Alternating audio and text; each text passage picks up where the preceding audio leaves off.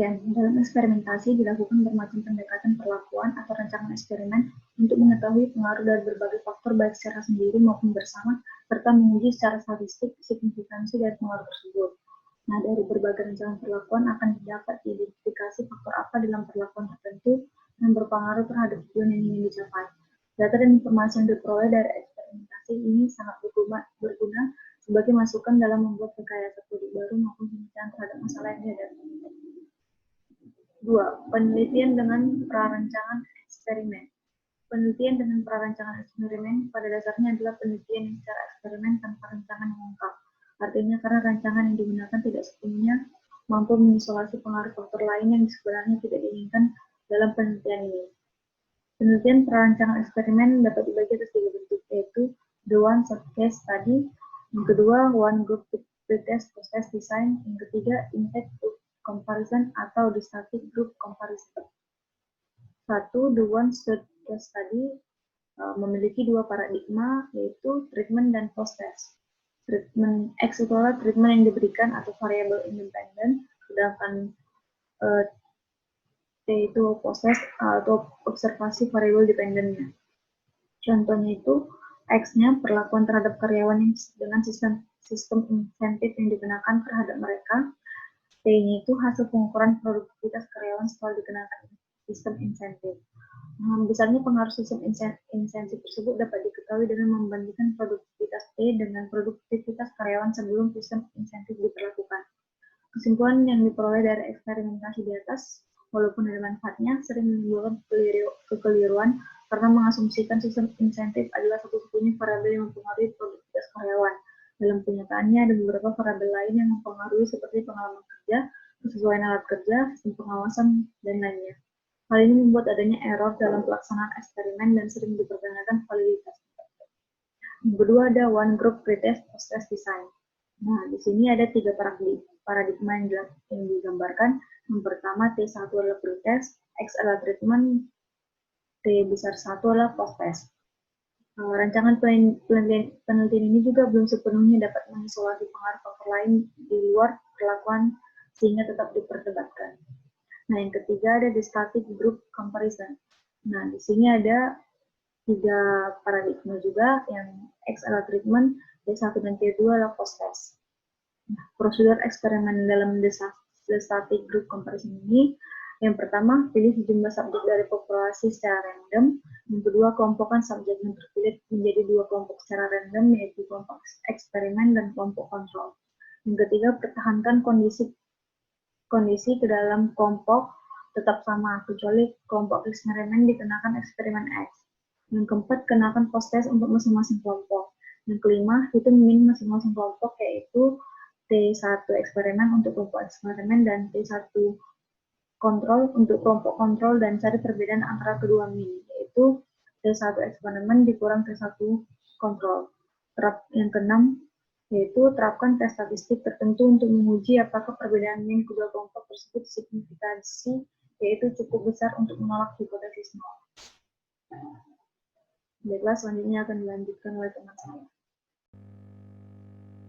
Baiklah, saat ini saya Valda Berliansyah, dari 2017-04-3045 akan menjelaskan bagian yang ketiga dari bab ke-13 tentang rancangan penelitian, yaitu penelitian dengan rancangan sungguhan atau true experimental design.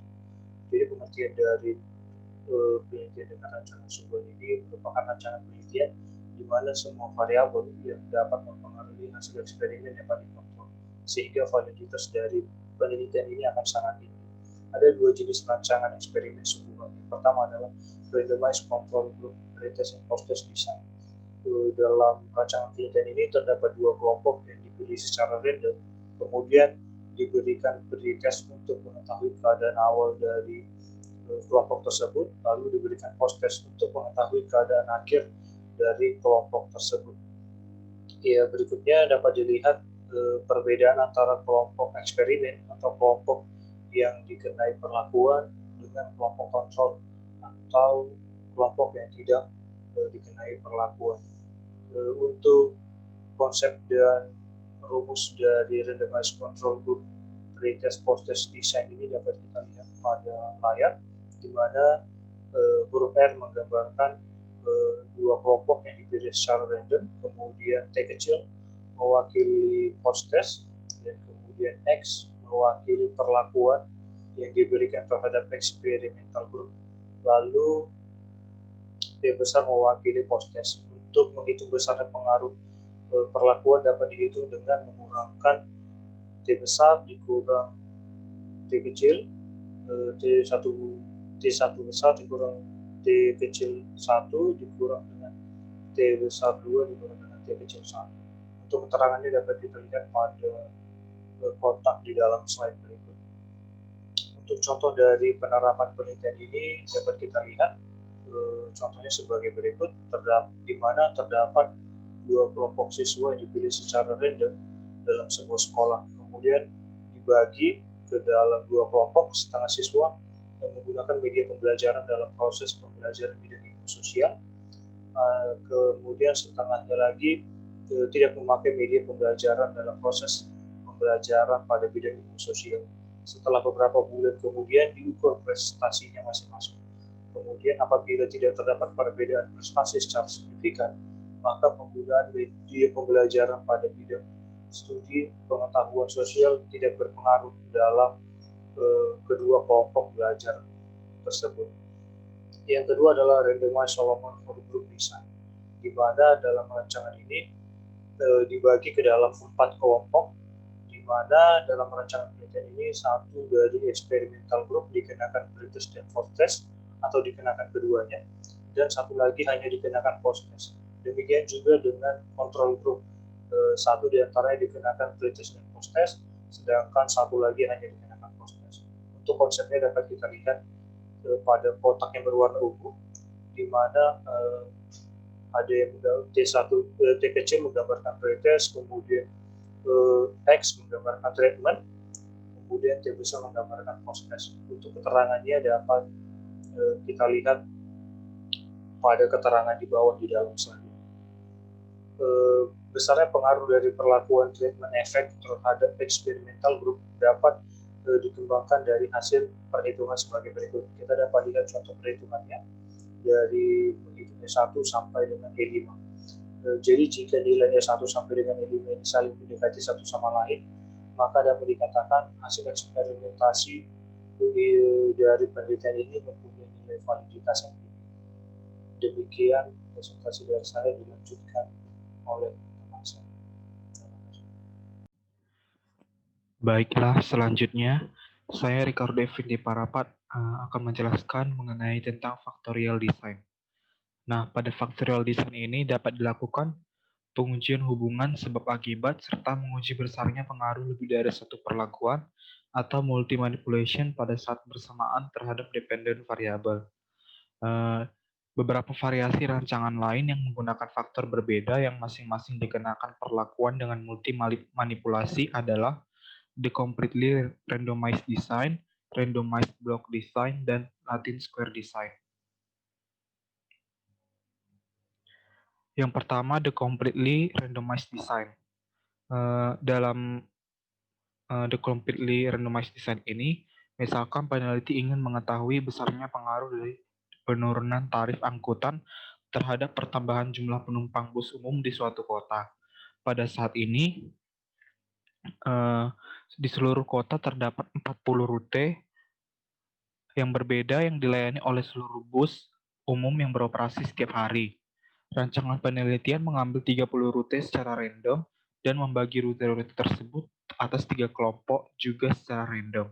Dengan demikian, akan ada 3 kelompok masing-masing dengan 10 rute yang dipilih secara random yang akan dikenakan perlakuan penurunan tarif.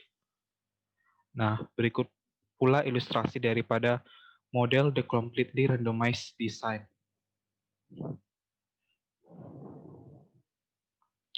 Kemudian, yang kedua, randomized block design. Dalam rancangan ini, subjek yang dikenakan perlakuan memiliki karakteristik tertentu yang ditetapkan oleh peneliti. Misalnya, dalam penelitian eksperimen tentang efek penurunan tarif angkutan penumpang bus umum di suatu kota, dilakukan modifikasi, yaitu penumpang dengan karakteristik tertentu yang berhak mendapat tarif yang diturunkan, yaitu yang pertama, penumpang yang bermukim di kawasan padat penduduk, yang berada di kawasan para pensiunan dan yang berada di daerah pinggiran. Dalam hal ini, peneliti perlu terlebih dahulu mengidentifikasi rute-rute khusus dari masing-masing kelompok di atas dan kemudian memilih secara random sejumlah rute untuk masing-masing kelompok. Misalnya, masing-masing kelompok telah memiliki rute terpilih secara random sebanyak 9 rute. Selanjutnya, 9 rute pada setiap kelompok secara random dibagi 3 berdasarkan perbedaan besaran tarif yang diturunkan, yaitu 3 rute tarif yang diturunkan sebesar 5%, 7,5%, dan 10%. Berikut ilustrasi randomized block design dari contoh tadi, di mana terdapat 3 persentase tarif yang diturunkan, yaitu 5%, 7,5%, dan 10%. Dengan blocking faktor daerah padat, daerah pensiunan, dan daerah pinggiran. Kemudian yang ketiga, Latin Square Design.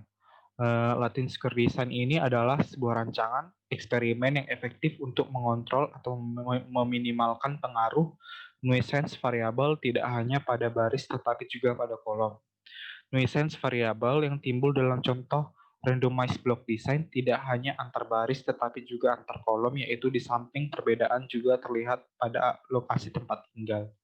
Dengan memperhatikan perbedaan-perbedaan di atas, maka eksperimen untuk mengukur pengaruh perbedaan tarif yang diturunkan dapat dirancang sebagai berikut. Ada 3 kelompok hari di dalam 1 minggu. Kemudian ada 3 kelompok kawasan pemukiman, yaitu kawasan padat penduduk, kawasan pensiunan, dan kawasan pinggiran seperti contoh sebelumnya tadi. Berikutlah ilustrasi Latin Square Design, di mana terdapat kawasan permukiman padat, pensiunan, dan pinggiran. Kemudian hari di dalam minggu, yaitu awal minggu, tengah minggu, dan akhir minggu. Selanjutnya adalah penelitian dengan rancangan eksperimen semu. Rancangan eksperimen semu merupakan penelitian yang memiliki perlakuan atau treatment, pengukuran dampak, dan unit-unit eksperimen, namun tidak menggunakan sampel acak atau teknik random untuk memperoleh kesimpulan yang disebabkan oleh perlakuan tersebut. Adapun tujuan dari penelitian ini yaitu untuk mengungkapkan hubungan sebab akibat dengan cara melibatkan 2 kelompok, yaitu kelompok kontrol dan juga kelompok eksperimen, namun pemilihan kedua kelompok tersebut tidak dengan teknik random. Adapun alasan pemilihan dari eksperimen semu ini yaitu yang pertama, sulitnya pengontrolan terhadap semua variabel yang mempengaruhi variabel yang sedang diteliti, di mana kelompok eksperimen diberikan treatment atau perlakuan tertentu, sedangkan kelompok kontrol diberikan treatment atau perlakuan seperti keadaan biasanya. Yang kedua, penelitian ini dilakukan pada penelitian lapangan seperti penelitian sosial pada masyarakat. Adapun jenis dari eksperimen semu ini itu yang pertama, time series design, di mana eksperimen dalam rancangan ini tidak menggunakan kelompok kontrol, tetapi terhadap kelompok eksperimen dilakukan filter secara serial untuk mendapatkan konsistensi kelompok. Dan jenis yang kedua ada non-equivalent control group design, di mana eksperimen dalam rancangan ini menggunakan kelompok kontrol dan juga kelompok eksperimen yang dilakukan filter secara serial untuk mendapatkan konsistensi kelompok.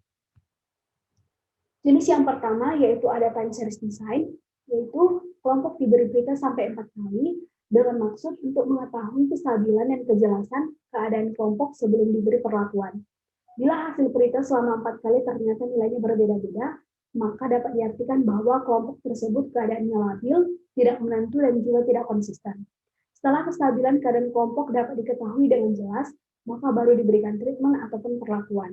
Kemudian setelah dilakukan perlakuan atau treatment, maka dilakukan post-test juga secara serial untuk mengetahui apakah hasil dari post-test tersebut nilainya sudah stabil ataupun tidak. Kemudian jenis yang kedua yaitu non-equivalent control group design, di mana kelompok kontrol dan eksperimen diberikan pretest dengan maksud untuk mengetahui kestabilan dan kejelasan keadaan kelompok sebelum diberikan treatment. Setelah kestabilan keadaan kelompok kontrol dan juga eksperimen tersebut dapat diketahui dengan jelas, maka kemudian diberikan treatment ataupun perlakuan. Kemudian, setelah perlakuan selesai, maka proses dilakukan juga secara serial kepada kelompok kontrol dan juga kelompok eksperimen untuk mengetahui apakah hasil setelah post-test nilai tersebut sudah stabil ataupun tidak. Etika penelitian. Etika penelitian adalah persoalan boleh atau tidak boleh, diperkenalkan dan dilarang, dan benar dan salah. Etika penelitian adalah persoalan normal standar yang harus digunakan sebagai pedoman dan sekaligus nilai-nilai luhur.